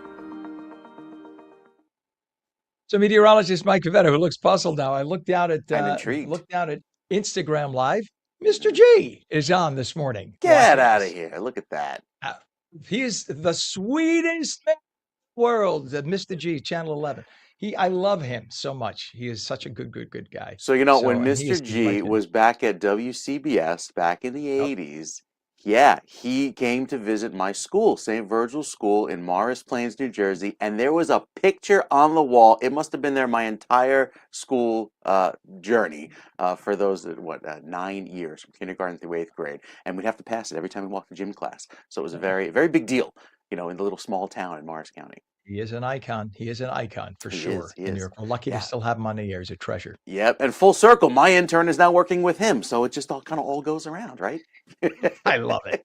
It's a small weather world. And we've got plenty of great weather to enjoy today, so get out on that run. I know G is going out there before it heats up. Notice the dry weather, especially down along the coast. We've been in a little bit of a rainfall deficit. Even though it's beautiful and sunny and warm, we're about 1 to 2 inches below where we should be. Not the greatest news going into a pretty dry week ahead, but at least long term, the drought monitor just shows most of New Jersey abnormally dry. That little tan area up in Sussex County has a moderate drought there. As far as northern New Jersey temperatures, well into the 80s today, but it's tomorrow that we could set some temperature records, or at least tie them up in the 90s forecast with that lovely southwesterly breeze. As far as the rainfall, at least through the end of the month, looking at an average dose of rain. Next chance of significant rainfall, probably not until this weekend. And then going ahead into the end of this week and the end of next week, that warm weather persists, especially down south. That 7-day forecast has a lot of heat on it going right through the end of the week. Lots of sunshine as well, with temperatures feeling more like June. And then a dose of reality. We're back in the 60s this weekend, and then some 50s by Monday. Just don't look at Tuesday. It's a little too chilly for some. 44 degrees as the high, so it's right back to regularly scheduled spring, where we get the warmth, and it's balanced out by the cold again. All right. Thank you so much, Mike. You bet.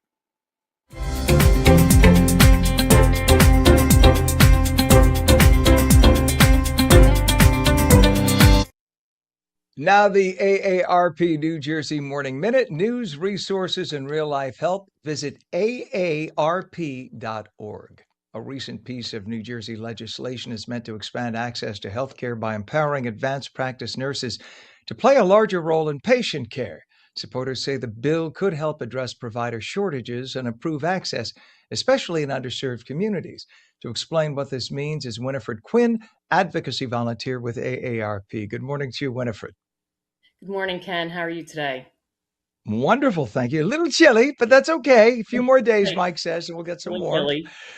So this was, I know nurse practitioners who were very concerned a few weeks ago, because had Governor Sherrill not signed this bill, that would have meant that the whole idea of how a nurse practitioner can function as a primary care physician, if you will, would have changed. So talk about the advanced practice nurse bill and what would it change now, or what it is changing back, if you will.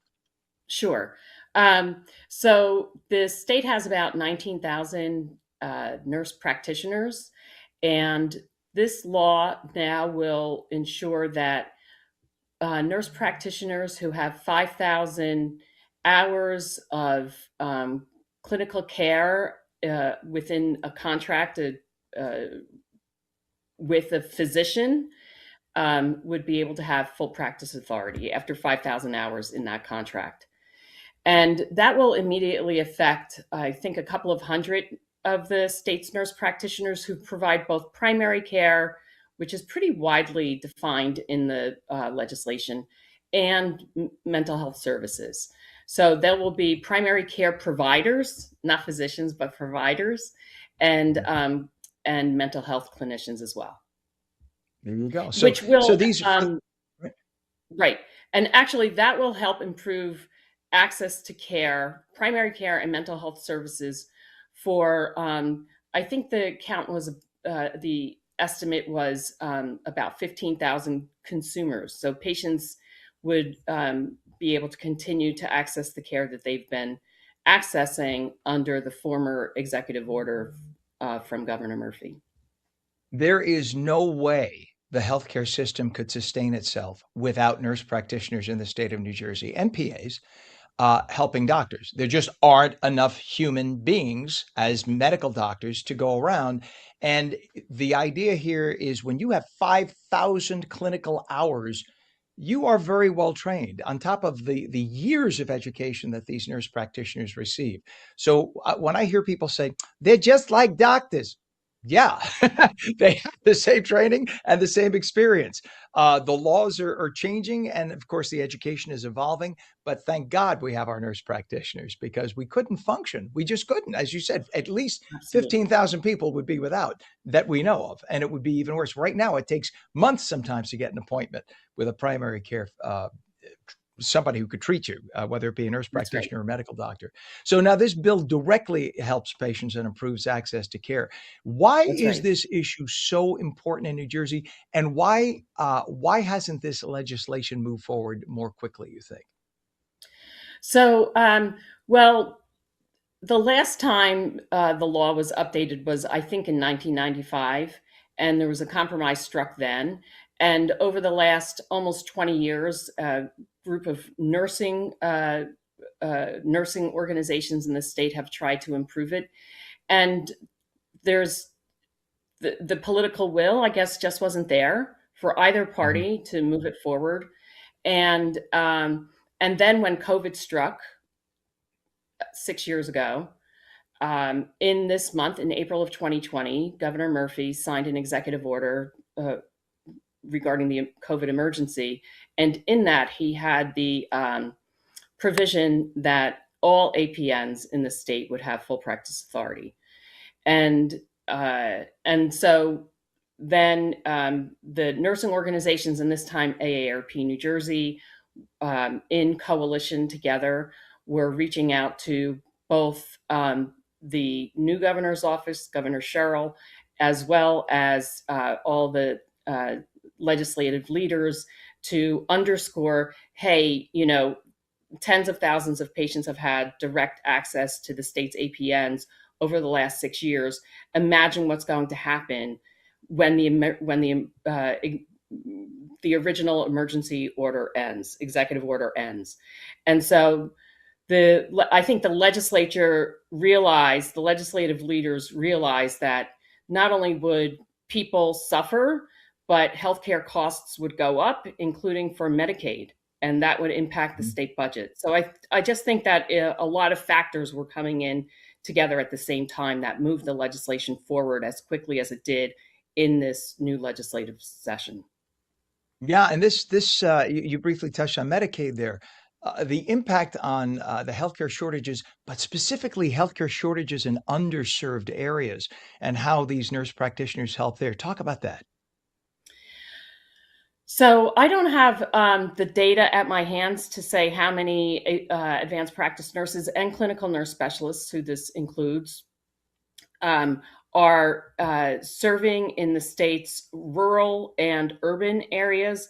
But what I can say is that on February 9th, I was giving testimony, and I was at the same table as me. There were two nurses who also gave testimony, one who runs a federally qualified health center down in Camden County, and another nurse practitioner who's a psychiatric nurse practitioner. And they were both, their testimony was so powerful. The woman that's based in Camden was talking about the most vulnerable patients that she cares for, who had really been neglected in many ways. And it was her team that was able to finally provide these kids, mostly kids, who had been so vulnerable and abused, the care that they needed. And then the psychiatric nurse practitioner was talking about, she had 300 patients who, if this law didn't pass, those patients, who mostly were low income, were going to most likely be relying on the emergency room and other desperate kinds of programs of care, or not get care at all. And that's just That's one horrifying. psychiatric nurse practitioner. There's just so much need, and what a specialty that is, psychiatric nurse practitioner. So a psychiatric nurse practitioner, for those who don't understand, versus a therapist, psychiatric nurse practitioner, like a psychiatrist, can prescribe medications, correct, for somebody who needs psychiatric care, That's correct. which is so And needed. And yeah, go ahead. I'm sorry, Winifred. just like now the nurses with full practice, the nurse practitioners and the clinical nurse specialists, those who have been certified in prescriptive authority with those 5,000 hours, now have full prescriptive authority to provide the full range of services to their clientele. Amazing. How can people learn more or get involved if they support this effort? Oh, well, they can reach out to AARP New Jersey. They can reach out to the New Jersey State Nurses Association, and the Society for Psychiatric Advanced Practice Nurses of New Jersey really did an excellent job leading the coalition in the last few months. They can also get in touch with that society. Wonderful. Winifred Quinn, advocacy volunteer with AARP. So essential. Thank you for coming on this morning. Thanks for having us, Ken. You bet. And thanks for watching on New Jersey Mornings. I'm Ken Rosato. We'll see you again tomorrow.